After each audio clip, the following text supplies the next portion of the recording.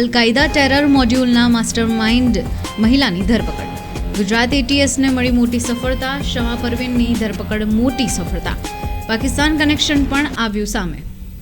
ગુજરાત એટીએસે 30 વર્ષની મહિલાની બેંગ્લોરમાંથી ધરપકડ કરી છે. ત્યાં આતંકી સંગઠન અલ-કાયદા ઇન ધ ઇન્ડિયન સબકોન્ટિનેન્ટ સાથે જોડાયેલી છે. શમા પરવીન નામની આ યુવતી મૂળ ઝારખંડની છે. ત્યારે આ યુવતી સોશિયલ મીડિયાના માધ્યમથી આતંકી વિચારધારાને ફેલાવવાનો પ્રયત્ન કરવામાં જોતરાઈ હતી, જેમાં તેનું પાકિસ્તાન કનેક્શન સામે આવ્યું છે. ત્યારે 4 આતંકીઓને પહેલાં જ ગુજરાત એટીએસે દબોચ્યા છે અને ગતરોજ વધુ એક સફળતા મળી છે.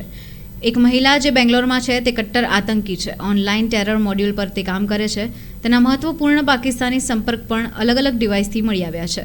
ગુજરાતના એટીએસના અધિકારીઓ શમાની પ્રવૃત્તિઓ પર બારીકાઈથી નજર રાખી રહ્યા હતા. શમા પરવીન સોશિયલ મીડિયા અને કેટલીક શંકાસ્પદ એપ્લિકેશન દ્વારા અલ-કાયદાની વિચારધારા સાથે જોડાઈ હતી અને તેને ફેલાવા સુધીની ગતિવિધિઓમાં સક્રિય હતી. એવી પણ આશંકા છે કે શમા પરવીન કેટલાક લોકોને સંગઠનમાં જોડીને કોઈ મોટા ષડયંત્રનો પ્લાન ઘડવાની તૈયારી કરી રહી હતી.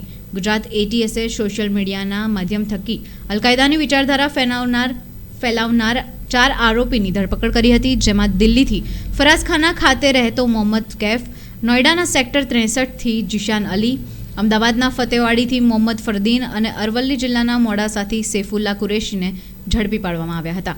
ગુજરાત એટીએસની ટીમે 23 જુલાઈએ અલ-કાયદા AQIS સાથે જોડાયેલા 4 લોકોની ધરપકડ કરી હતી. મળતી માહિતી મુજબ ઝડપાયેલા 4 આતંકવાદીઓમાંથી 2ની ગુજરાતમાંથી, 1ની દિલ્હીમાંથી અને 1ની નોઈડામાંથી ધરપકડ કરવામાં આવી હતી, જેમાં બનાવટી નોટ રેકેટના 1 આરોપીની પણ ધરપકડ કરાઈ હતી.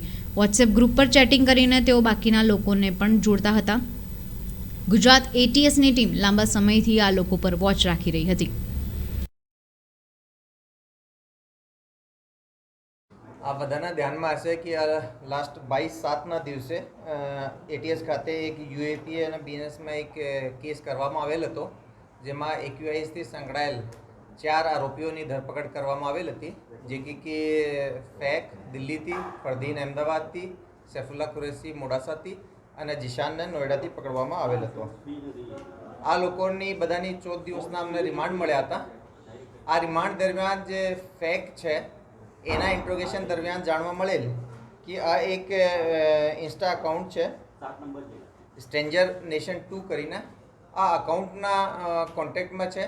આ અકાઉન્ટ મારફતે એ લોકોએ AQISથી રિલેટેડ કન્ટેન્ટની આપ-લે કરતા હતા અને જિહાદી મુદ્દાઓ પર ડિસ્કશન્સ એ લોકોએ કરતા હતા.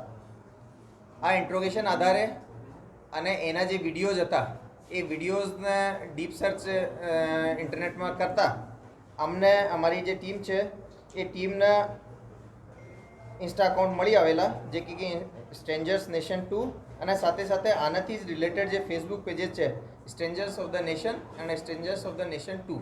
આ ટોટલ 3 અકાઉન્ટ, 2 ફેસબુક ઉપર અને 1 ઇન્સ્ટાગ્રામ ઉપર અમને મળી આવેલો. આ બહુ પોપ્યુલેટેડ ઇન્સ્ટા અકાઉન્ટ હતો. કહેવાનું કે આના જે ફોલોઅર્સ છે એ 10,000થી પણ વધારે દરેક અકાઉન્ટ ઉપર ફોલોઅર્સ હતા અને ઘણા બધા કન્ટેન્ટ્સ એ લોકોએ મૂકતા હતા.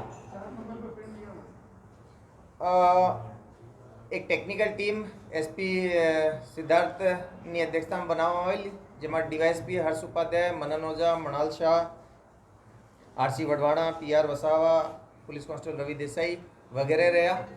એ લોકો દ્વારા ટેકનિકલી આ અકાઉન્ટ હોલ્ડર્સ કોણ છે એ બાબતમાં ડિટેલ્સ શોધવામાં આવેલી. જાણવા મળેલ કે આ જે અકાઉન્ટ છે આ બેસિકલી 3 અકાઉન્ટ એક શમા પરવીન રહે RT નગર બેંગ્લોરમાં રહે છે. આના ડીપ સર્ચ કરીને આની ડિટેલ્સ, આના ફોન નંબર્સ, આના ડિટેલ એડ્રેસ વગેરે બધું આઈડેન્ટિફાઈ કરવામાં આવેલો. એ આધારે પછી એક ટીમ બનાવવામાં આવેલી, જેમાં DYSP Virjit Parmar, PI AS ચાડા, PI Mrunal Shah, PSI અમન પટેલ, BJ પટેલ, ASI હિનાબેન મકવાના. આ લોકોની એક સંયુક્ત ટીમ બેંગ્લોર ખાતે રવાના થયેલ. ઇન્ટરસ્ટેટ ઓપરેશન હોય રાજ્ય પોલીસ અને સેન્ટ્રલ એજન્સીઓની ત્યાં મદદ લેવામાં આવેલ, જેમાં ઘણી ફલદાયક સાબિત થયેલ.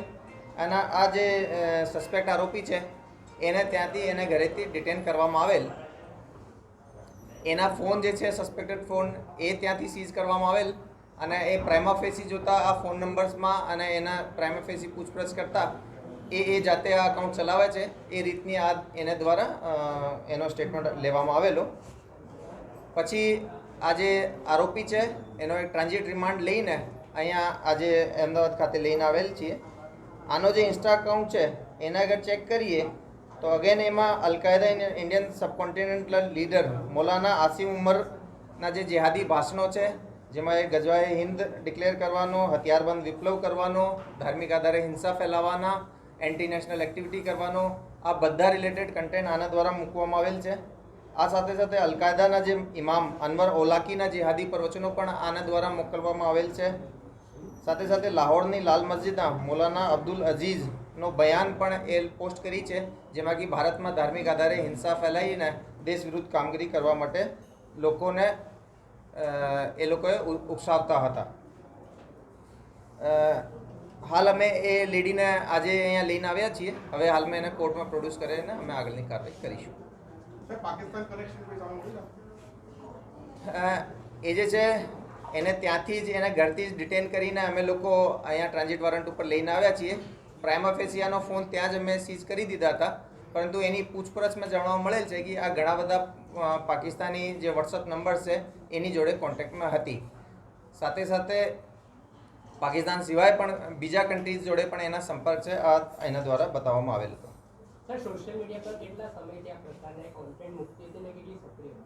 જો અમે એના રિસેન્ટ જે કન્ટેન્ટ છે એ કન્ટેન્ટ આધારે આપણે કહીએ છીએ કે આ રીતના સસ્પેક્ટેડ કન્ટેન્ટ છે. આજે જ અમે એને લઈને આવ્યા છીએ. એની પ્રોફાઇલ કેટલી જૂની છે એ અમે થોડો આનો ડિટેલ અભ્યાસ કરીને આપણે કહીશું, અને આ પ્રોફાઇલ્સમાં ક્યારથી એ લોકોએ રેડિકલ કન્ટેન્ટ અને અલકાયદા રિલેટેડ કન્ટેન્ટ મૂકવા માંડ્યા છે એ પણ અમે આપણે ડ્યુરિંગ ઇન્વેસ્ટિગેશન કાયદાની ભાષામાં અને આતંકી કહેવાય મહિલાને કે શું કહેવાય?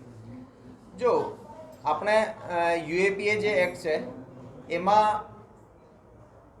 વિભિન્ન જે સેક્શન્સ છે એમાં કોઈ પણ ઓર્ગેનાઇઝેશન હોય એના ટેરરિસ્ટ ઓર્ગેનાઇઝેશન તરીકે ડિક્લેર કરવાની એક પ્રક્રિયા છે. આ રીતે અલકાયદા જે છે અને એનાથી એસોસિએટ જે ઓર્ગેનાઇઝેશન છે, જે કે અલકાયદા ઇન ઇન્ડિયન સબકોન્ટિનેન્ટ હોય યા એની બીજા કોઈ રાજ્યો દેશોની જે શાખાઓ હોય એને આતંકવાદી સંગઠન તરીકે ડિક્લેર કરવામાં આવેલ છે. એમાં ડાયરેક્ટલી જોડાયેલા, એમાં કોઈ એની મેમ્બરશિપ લીધી હોય, એના ફાઇનાન્સ કરતા હોય, એના જે મટીરિયલ છે એનો પ્રચાર પ્રસાર કરતા હોય, એ બધા લોકોને અમે એના એકેઆઈથી સંબંધ માનીએ છીએ. જો હાલ સુધીની અમારી તપાસમાં એ જે ફેક જે હતો, જે કે અમે દિલ્હીથી લઈને આવ્યા હતા, એ આને બહુ વધારે એક્ટિવ કોન્ટેક્ટમાં હતો.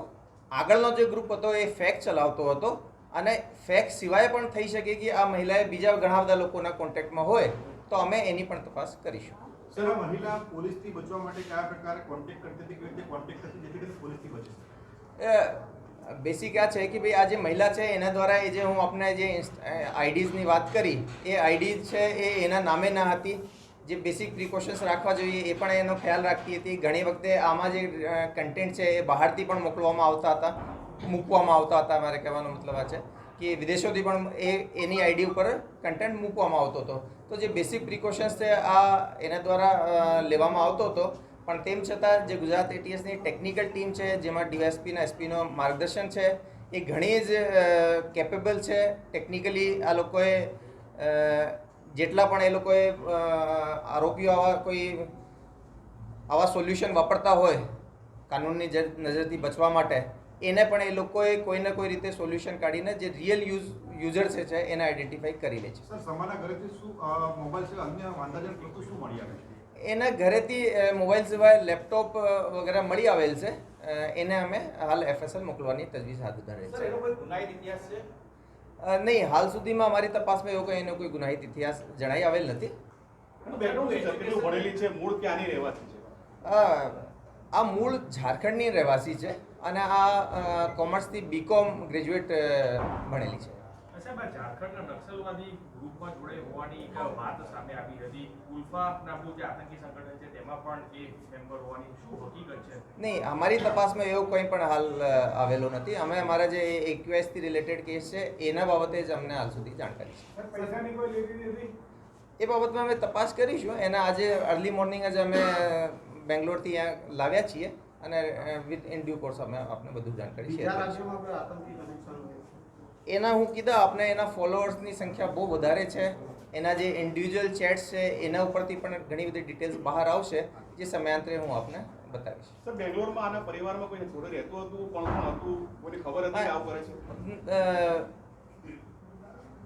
એ જનરલી જે મહિલા છે એ એકલી વધારે રહેતી હતી, એ એના રૂમમાંથી વધારે બહાર નહીં નીકળવાનો. આજુબાજુના લોકોથી પણ જે જાણકારી મળી એમાં એ બહુ ઓછી બહાર નીકળતી હતી. ઘરમાં એના બ્રધર અને મધર અને ફેમિલી જોડે રહેતી હતી, પણ આ લોકોના પણ પ્રાથમિક રીતે કહેવામાં આ લોકોને આ બાબતની ખબર નહોતી.